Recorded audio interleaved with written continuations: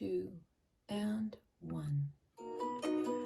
In the process of reading Elizabeth Chin's book, My Life with Things, something pointed the way to a thought that I had from this book, so I went in search of it, only to completely overturn my entire bookcase and reorganize it and discover so many things and question why I have them. Friends in Tirana, Paris, travel books, clothes industry, and discovering a photo of my eldest son, who I love and adore, and it brought me to tears, and a gift from a dear friend, 30 years, who knows me so well, and I discovered and pulled to the front, and just thinking why I have what I have, which brings me to my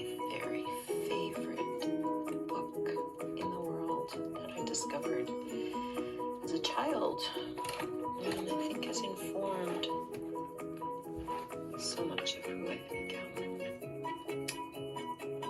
Hope you can come over to my house. What surfaces are themes or elements of distraction, a sense of too muchness, and awareness of the global impact of consumer capitalism on our planet.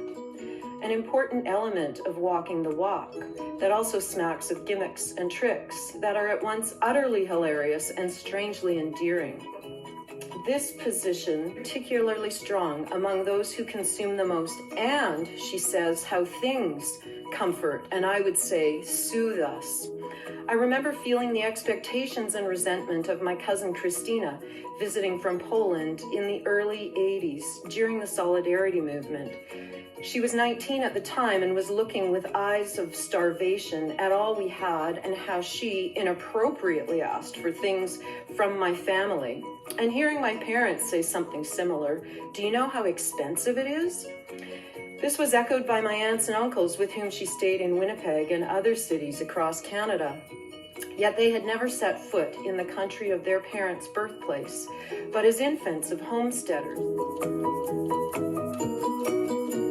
They didn't inherit the newfound land with silver spoons in their mouths either. My parents and their siblings worked hard for what they had and for what they have passed on to me. Moving me in the direction towards my own closet, Chin describes how the consumption possibilities and limitations in a place like Haiti have deep connections and wealth to places abroad, and how these connections are tied to the material sort. She asks us to imagine what it would be like in a country to go shopping when there are virtually no new clothes for sale in the entire country. And yet, nearly everyone is impeccably dressed in clothes that fit, in styles that are hip. This was also true of my cousin Christina when she visited in the early 80s from Poland. Chin further states that this ability to manifest style and to be fashionable speaks to me of very particular sorts of labor required by the context with which people get dressed in Haiti and places like it. A type of engagement with consumption that is very different from going to the mall. And here I take pause and make a connection to another book that speaks of the opposite of consumption, and that is production. It leads me in search of A Holy Tradition of Working by Eric Gill, who elevates the otherwise common, everyday, banal work of labor to a high form of art, or the sacred ritual of making or being a maker. I have 11 closets, 12 if you count under the stairs, not including the attic, and 6 are filled with clothes, shoes, boots, hats, scarves, and athletic gear. Here's one of my hallway closets as an example, with 12 jackets, 1 wetsuit, 5 pieces of footwear, 2 of which are for Goodwill. A lot for 900 square feet, but I've lived here for 26 years. My sons are grown and gone. Admittedly, 90% of it is mine. my stuff. Do I call it stuff or things? It depends.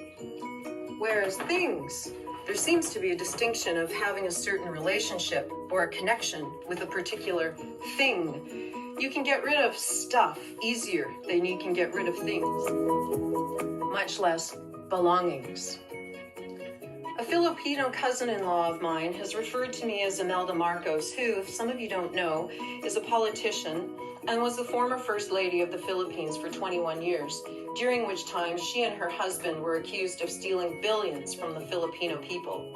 Known for her shopping sprees, Imelda had anywhere between 1,060 to 7,600 pairs of shoes, whereas I only have 74 types of footwear, plus 2 pairs of swim fins, a pair of ski boots, and a boot cast.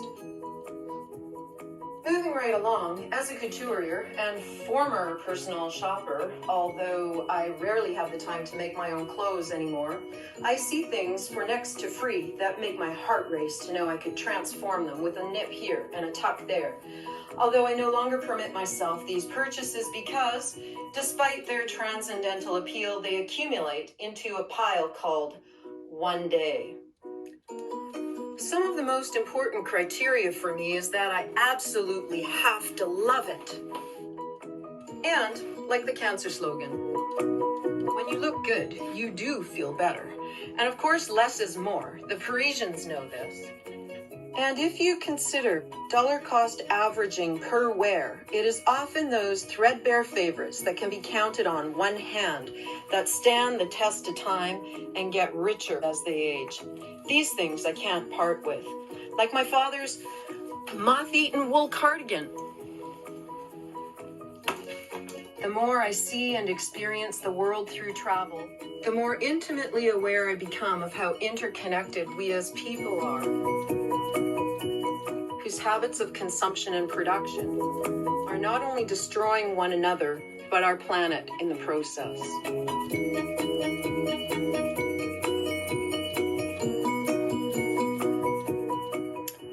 I've never much thought before about how many closets I have. 12. But I've always known that every piece tells a story. This being the least favorite of all my closets. And moving on to the source of recent destruction, my second least favorite closet, although very useful, and I know that I'm blessed to even have water damage problems on my floor, given that many people don't even have access to water.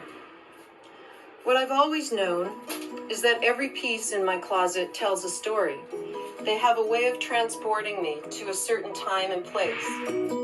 I can tell you where it's from, what I did, who I was with, how I was feeling at the point while I was wearing it. Some things hold negative memories, and most of those things I've gotten rid of. Some things, on the other hand, I like to hang on to.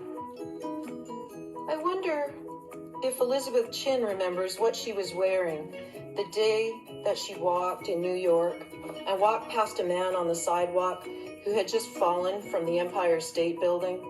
Was she wearing something that moved her? Did it have a name? Did it have a personality or feelings? And what was behind the production of it? This in turn drives my motivation to create social enterprises that serve to expose unethical production chains while creating products that provide women and children with an alternate source of skills, education, and training. And in a way that enables them to become authors of their own life stories. So here it is, the great reveal, the argument, the bottom line, the takeaway. I'm embarrassed by all my stuff, but I'm not sure how I'd live without my museum of memories. My 900 square foot space and every single touch point is really a 3D live photo album, more of a giant scrapbook of past, present, and future imaginings and manifestations. It's from this place of privilege that I'm able to be creative in the fullest sense, beyond all theories and traditions, of what it means to be an educated white woman with a career and certain means, and a couple of fine young adult sons. A Canadian woman who owns her own home in the rainforest, that is Vancouver. COVID has exponentially elevated my already heightened sense of privilege and has stoked the embers of my creativity to an inferno blazing with both purpose and meaning, and a responsibility towards an urgent call to action, unlike any life event has thus shaped me so far. I feel intimately connected to all that is, shaping and being shaped in the dance that is life.